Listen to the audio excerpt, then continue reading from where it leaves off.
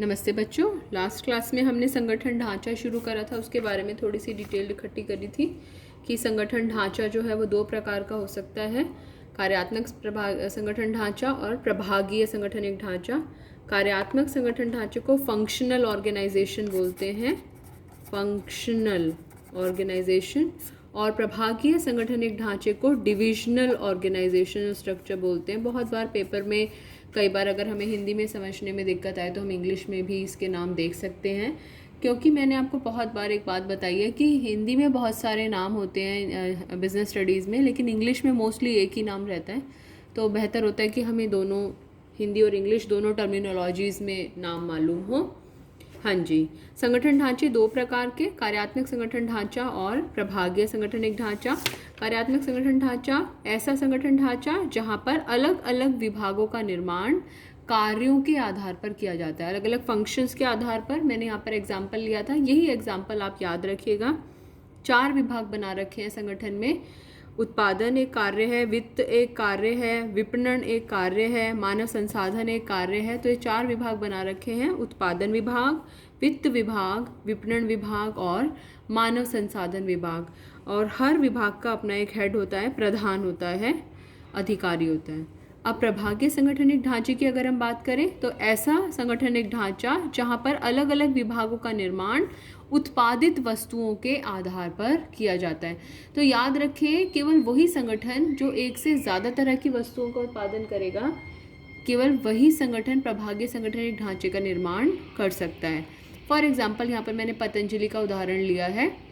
जैसे कि पतंजलि अलग अलग तरह के प्रोडक्ट्स बनाता है, अलग अलग तरह के सामान बनाता है, तो उसके अलग अलग विभाग हो सकते हैं। जैसे खाद्य पदार्थ का एक विभाग बना दिया, दवाइयों का एक विभाग बना दिया, कॉस्मेटिक्स का एक विभाग बना दिया, हेल्थ ड्रिंक्स से रिलेटेड एक विभाग बना दिया। और हर विभाग के लिए एक प्रधान या एक अधिकारी को नियुक्त किया जा सकता है। और खाद्य पदार्थ विभाग में कितना लाभ हो रहा है, कितनी हानि हो रही है, इसके लिए वो अधिकारी जिम्मेदार होता है। अब दोनों विभागों को अलग अलग करके इनके फ़ायदे, नुकसान, इनकी विशेषताएं और कहाँ पर ये उपयुक्त हैं, ये सब चीज़ें हम डिस्कस करेंगे। साथ साथ में वीडियो को पॉज करके, मैं बार बार ये बात इसलिए बोलती हूँ क्योंकि केवल मेरे वीडियो बनाने से कोई फ़ायदा नहीं होगा जब तक कि ये सब चीज़ें आप अपनी कॉपी में नोट नहीं करेंगे।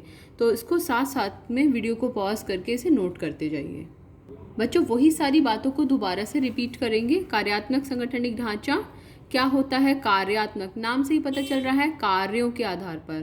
कार्यात्मक, इंग्लिश में functional. Functional means on the basis of functions. That means functional organization is the organization structure in which the various departments are formed on the basis of various functions performed। जो अलग अलग कार्यों के आधार पर जब संगठन का ढांचों का विभागों का निर्माण किया जाता है तो वो कार्यात्मक संगठनिक ढांचा कहलाता है। तो इसमें परिभाषा लिख लेंगे। तो यह ऐसा संगठनिक ढांचा है जहाँ पर विभिन्न विभागों का निर्माण कार्यों के आधार पर किया जाता है। ये उदाहरण मैंने आपको अभी अभी बताया था, ये यहाँ पर दोबारा से मैंने लिखा है। ये मोस्ट इम्पॉर्टेंट उदाहरण है। मोस्टली ऑर्गेनाइजेशंस में जब कार्यों के आधार पर विभागों का निर्माण किया जाता है तो ये मुख्य रूप से 4 विभाग होते हैं जो कि हर संगठन में दिखाई देते ही देते हैं। तो इसे नोट कर लीजिएगा। अब बात करते हैं कि कार्यात्मक संगठन ढांचे से फ़ायदा क्या है, कार्यात्मक संगठन ढांचे के लाभ क्या हैं, क्या क्या बेनिफिट्स हैं। इस तरह ये जो टॉपिक है इसमें बेटे बहुत लंबा चौड़ा एक्सप्लेनेशन नहीं आता है। कैसे आता है? क्वेश्चन, केस स्टडी दी जाती है, आपको क्वेश्चन को आइडेंटिफाई करना होता है, पहचानना होता है उसमें से वो कौन सा संगठन ढांचा है, और वो आपको 1 नंबर पहचानने का, फिर वो बोलेगा 2 लाभ बता दीजिए, 2 दोष बता दीजिए। तो ये 1 लाइन के एक लाइन का एग्जाम्पल एक्सप्लेनेशन आपको उसमें लिखना होता है। तो इसके पॉइंट्स हम पढ़ते जाएंगे। फ़ायदे क्या क्या हैं, कार्यात्मक संगठन ढांचा अपनाने से हमें क्या क्या बेनिफिट्स होते हैं। सबसे पहला फ़ायदा है विशिष्टीकरण का लाभ। हमने पढ़ा था हेनरी फ्यूल के, जब हम सिद्धांत पढ़ रहे थे वहाँ पर भी हमने पढ़ा था विशिष्टीकरण। जैसे कार्यों का विभाजन करते हैं, जब काम का विभाजन किया जाता है, व्यक्ति उस काम को बार बार करता है तो वो उस काम को करने में निपुण हो जाता है, एक्सपर्ट हो जाता है। दूसरा, समन्वय तथा नियंत्रण। कार्यात्मक संगठन ढांचे में कंट्रोल करना, कोऑर्डिनेट करना, चीज़ों को कोऑर्डिनेट करना कंपैरेटिवली आसान होता है। इसी वजह से संचालन कौशल में वृद्धि क्यों होती है? संचालन कौशल में वृद्धि क्योंकि जो व्यक्ति उस काम को कर रहा है वो बार बार उस काम को करने से एक्सपर्ट हो जाता है और आसानी से उस काम में आने वाली प्रॉब्लम्स को, समस्याओं से निपट सकता है। नेक्स्ट है पुनरावृत्ति। जो है पुनरावृत्ति कम होती है, रिपीटेशन कम होती है। वो एक जैसे कामों को एक कैटेगरी में डाल दिया, जब एक जैसे कामों को एक कैटेगरी में डाल दिया तो कोई काम की पुनरावृत्ति नहीं होती है। जब काम की रिपीटेशन नहीं होती है तो कोई वेस्टेज नहीं होती, कोई वेस्टेज नहीं होती है तो लागत कम होती है, और लागत कम होती है तो बचत ज़्यादा होती है।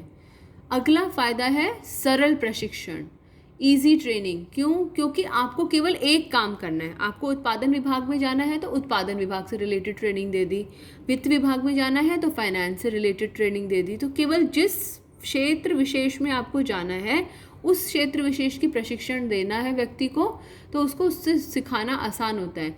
ये वाला पॉइंट और क्लियर हो जाता है जब हम प्रभागीय संगठनिक ढांचे के बारे में जानेंगे। हाँ, इसकी ये समस्या ज़रूर है कि जब हम हानियाँ पढ़ेंगे तो उसमें पढ़ेंगे, क्योंकि उसको प्रशिक्षण दिया केवल उत्पादन विभाग का, कल को जब उसको वित्त विभाग में ट्रांसफ़र करना पड़े, अगर उत्पादन विभाग के प्रधान को ही वित्त विभाग का प्रधान बनाने की कोशिश की जाए तो बहुत प्रॉब्लम आएगी। क्यों? क्योंकि ये वाला काम करने में तो वो एक्सपर्ट है, लेकिन वित्त विभाग के बारे में उसको रत्ती भर भी नॉलेज नहीं है। तो ये बेनिफिट तो है कि प्रशिक्षण आसान होता है, लेकिन संगठन के विकास में बहुत बार ये एक बाधा के रूप में काम करता है।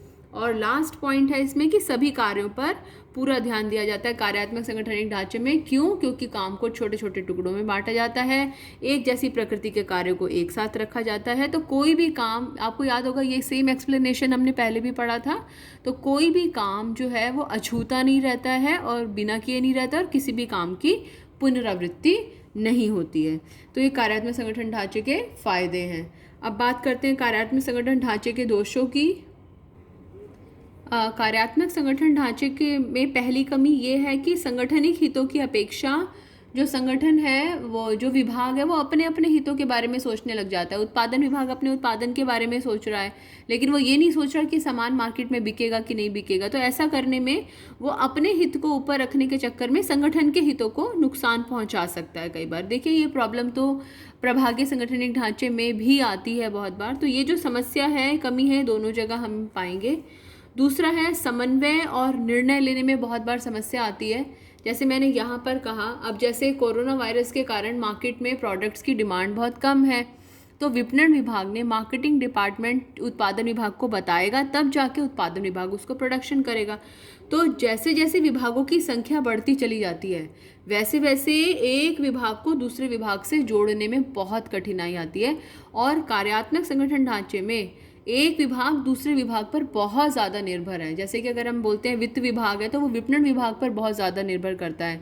जो उत्पादन विभाग है वो वित्त विभाग पर, मार्केट विपणन विभाग पर बहुत ज़्यादा निर्भर करता है। तो इस वजह से अगर निर्णय लेने में समस्या आएगी तो विभागों को चलाने में भी बहुत बार समस्या आती है। नेक्स्ट पॉइंट है जो भी मैंने पहले भी डिस्कस किया था कि अस्थिरता आती है, क्योंकि बॉस को, उत्पादन विभाग के बॉस को उत्पादन का काम करना तो आता है, लेकिन कल को अगर उसे कभी वित्त विभाग का काम सौंपने की कोशिश भी की जाएगी तो वो उस काम को नहीं कर पाएगा। वीडियो को पॉज करके ये सारी इन्फॉर्मेशंस नोट कर लीजिए। अगली वीडियो में हम डिस्कस करेंगे कि कार्यात्मक संगठनिक ढांचा कहाँ पर ज़्यादा उपयोगी है।